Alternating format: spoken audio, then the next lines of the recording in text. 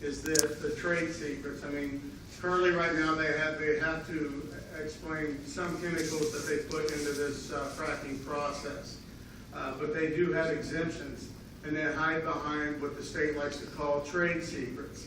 So some of these very harsh, very harmful chemicals go into our ground.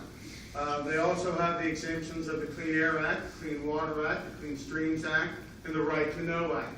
Under the Right to Know Act and under that exemption that was given to them under the Bush-Cheney era, they could have a spill, and they don't have to tell anybody about it if you read up on it. So please feel free to do that yourselves. Also, in regards to that, if they have a spill, they do disclose it. They're not responsible to pay for it. We as the taxpayers are. So I think we need to proceed with caution. Now, you've seen the papers. It's been stated that over 20,000 jobs will be given to the state of Ohio. I had the opportunity to be at several of the events down at Denison University, which was opened by the public, for the public, so we could all come and ask questions and listen. I was there. We had gas and oil there. I asked them about these exemptions. They verified, yes, it is true, when it was given, and all that stuff. I asked about the 20,000 jobs that could be provided to Ohio. They said, maybe not that many, but it could be close to it. Next question was, how many of those will be taken by Ohioans? Which didn't surprise me, but it may shock a lot of you. Very few, as they put it to me. Let's get on up into Lake Erie, where my opponent here had voted to allow frackers to take water out of Lake Erie and possibly harm the effects of Lake Erie up there. Meanwhile, luckily, the governor stepped in, vetoed the bill, and said, no, we must use caution in this, we must use safety in this, let's be smart about what we're doing here.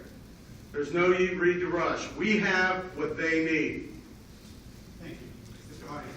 Well, let's be, I hope it goes without having to state this, but none of us want to jeopardize and endanger the environment. Life is a series of risk versus rewards, and minimizing the risk is much more important than maximizing the rewards here. That being said, there are now over 300 Class II wells that are in safe operation in the state of Ohio today. There are over 144,000 across the United States. There has been one incident in those 300 wells in Youngstown where an earthquake was caused as a result of fracking, and it was because of errors on the geological mapping. But the track record, fracking goes back in Ohio back to 1941. And so the track record in Ohio and across the nation in those 144,000 is phenomenal.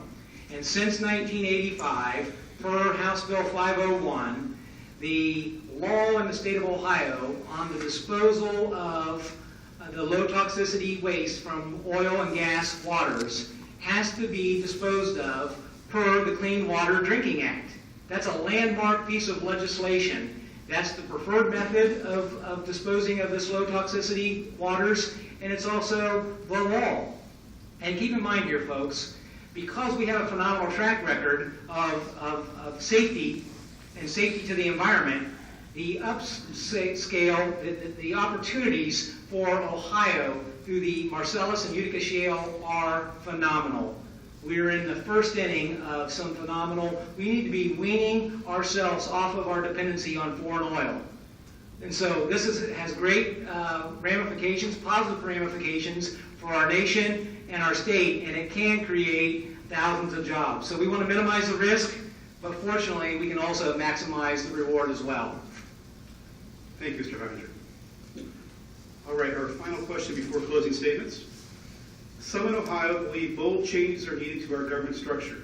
For example, we have more than 600 public school districts, 88 separate county governments with multiple elected officials, and many government services which provide similar services in adjacent areas with their own budget and taxes.